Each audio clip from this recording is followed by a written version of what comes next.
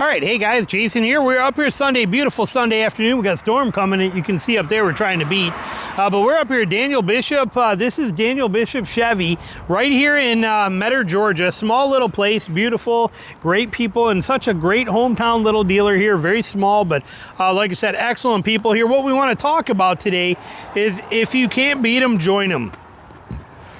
And what we mean by that is manufacturing has changed today. Vehicles have changed. We know they're not built as good as they used to be. Okay, this thing is plastic on so many different levels and places. This entire car is basically plastic. It's got a CVT that people don't like.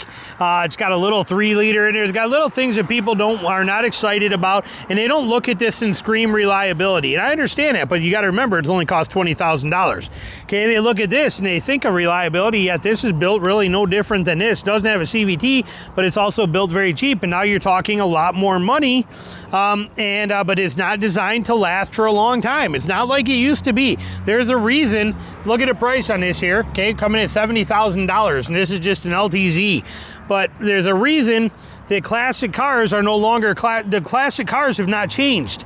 Okay, you don't see a 2015 car as a classic car anymore. Okay, you don't see a 2005 as a classic car, or you don't see a 1998 as a classic car. They're not there. The reason they're not is because they're not built like they once were. So what do? If you can't beat them, you join them. So how do you take advantage of what these disposable vehicles are today? Whether you're buying new over there or even all these used ones that we're seeing here, you have to learn to play the game. Okay, and the game has changed. The games of buying a vehicle and driving it for 15 or 20 years, they're gone. They're over. They don't make them anymore. That's like trying to get it's like trying to get 10 years out of a brand new Samsung refrigerator. You're gonna pay $3,000 for the fridge, and then you're gonna use it, and over the next 10 years, it's gonna cost you $3,000 in repairs to keep the thing running. It's not worth it anymore. That's a reality. Where you used to be able to buy a fridge for $600, and that fridge would run for 20 years, and then when you were done with it after 20 years, your kids would take it and slap it in their garage and use it for another 15 years. And if it did have one problem in it or something went out, it was $100 to fix it. Those days are over.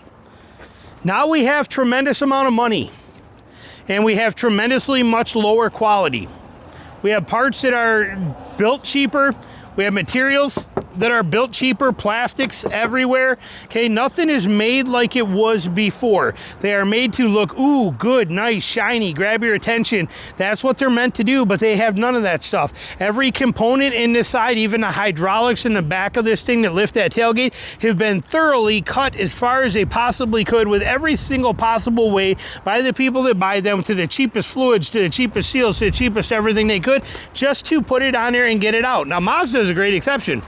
Mazda's Japanese vehicle is doing a fantastic job, and are proving themselves very, very good, very, very reliable, but still, it's no different than anything else. These things are built to not last. They are built to last for 5 years, 6 years, till they're basically paid off, and then they are no longer the manufacturer's problem, and they don't care what happens. And these don't even go to like a car crusher anymore. They're basically just, they get cooked away. There's just nothing to them. There's no value in them anymore in the parts that are there, in the pieces. It's just the world we live in. Cars are not meant to be kept, and they are not meant to end up being on the third and fourth owner used markets like they were one time before. Just not made that way. So how do we join them if we can't beat them? Well, I got a video that I'm going to be putting out next week that I'm going to record. I got some of the stuff already going on my computer, but we're going to show you a bunch of examples on how you can give you examples of what it truly costs on a vehicle when you buy it the right way. Okay, and what the actual payments are, and versus the actual ownership cost and things of that nature. So we got stuff like that coming out. But what your best bet is today is to buy it, whether it's brand new or it's slightly used, but you buy it, you get it for the absolute best price you can. I can't emphasize how important that is. You have to get it for the best price. If you're gonna walk in and pay MSRP, you are going to lose your rear end. I don't care if it's Toyota, I don't care what it is. If you pay MSRP, you are crushed. Your goal as a car buyer today who is going to join them so that you can beat them is to get a price that nobody else can. Get it as low as humanly possible, and you buy your resale value up front. Okay, that's what that does. When you buy your resale value up front, for example, if we take this truck right here, beautiful Z71, this is RST, we're coming in at $65,000. If you pay $65,000 for this, and then you drive it for, say, 5 years, and then you go to sell it, you are gonna lose your rear end, okay? It will not be that good of a purchase for you, but that's what you need to do, is buy it, drive it for 5 years, sell it before warranty is up, whether that's factory or a factory extended warranty, but then you get rid of it, and you repeat the cycle. That's the way it works. That's the only way to beat this system today.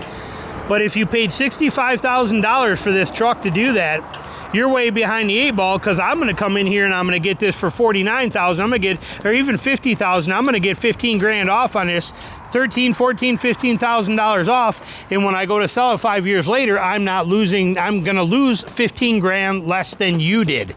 Okay, understand the reality of that. It's not about the payment. It's not about the monthly payment at all. It's about the price I buy it for versus the price I sell it for, and how much that in-between distance or difference costs me. And that has nothing to do with the monthly payment. Monthly payments are irrelevant on every level. The only place where monthly payment matters is whether or not you can afford it with your monthly budget. That's the only thing a payment means. But it has nothing to do with the price of a vehicle or how much you're paying for it. You buy it for X, you sell it for Y.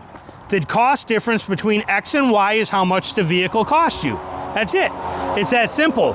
So if you buy this for $65,000, and let's just say you sell it for $30,000, you lost $35,000. If I buy this for $50,000 and I sell it for $30,000, I lost $20,000. I lost almost half as much. I only lost close to half what you did. Okay, comparatively, it's a huge difference. So that's what you need to understand and focus on. Buy them right. Get the best deal for them. Understand that if you cannot beat them, and you're not going to be able to drive this truck forever, and you have to always have a payment from now on, which is the reality. That is the way the government wants it. That is the way that auto manufacturers want it. That is the way the dealerships want it. That is how everybody wants it. They want you to buy it today, and they want you to be back here in 4 or 5 years for another new one. Even if they let you finance it for 6 or 7, they want you back here in 4 or 5 to buy your next one. That's exactly the whole system and how it goes. And if they're going to do that, there's a reality to that you have to take into consideration. And that is that you need to start thinking the right way. If you are going to play this game with them, play it the right way. So buy your truck for the best price you possibly can. Know that you're going to have a payment basically for the rest of your life. That's the reality of trucks in 2025. Again, you're unless you are a very low mile driver, you are not going to get 10, 15 years out of your truck. It's just not going to happen. If you're somebody who drives 6,000 miles a year, 7,000 miles a year, fine, then maybe you can. But the majority of us, that's a pipe dream. Somebody like me that drives 40,000 miles a year, pipe dream. I can't even own a vehicle for 3 years. So knowing that you're always going to have a payment, but the payment doesn't matter as long as you can afford it, because the payment doesn't count. It's your price that you buy it for versus the price you sell it for, and how much that costs you, the difference between those two numbers. That's where it comes into. Just walking back here, look at somebody, look at old Hummer right there. Nice. We're just kind of wandering around, taking a loop around here, just looking, but this is the reality that we got to take into consideration. It's your game, but it's their game. So if you want to play by their rules, which we have no choice, government's in the pocket with the dealerships are in the pocket with manufacturers, everybody's joined together at the hip and they're all against you. It's like a basketball game. Okay, you have a basketball game going on, and you think it's dealership versus manufacturer, or dealerships versus banks, or banks versus manufacturer, or government versus auto industry. You think all this stuff is there. They're playing both sides. When one wins a point, the other wins a point, whatever case is, but the scoreboard says people in industry. Okay, we're not even in the game, but we're on the scoreboard. If we want any chance of surviving when we can never touch the ball, we have to learn to play their game by their rules, and we need to manipulate those to work to our favor.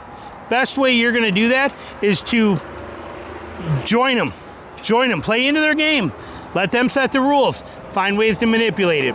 Get it for the best possible price you can, mandatory. Get rid of it before warranty is up, mandatory. and then move on and repeat. My best advice for you. That's how you know, if you can't beat them, you join them. Let me know your thoughts down below. Thanks for watching.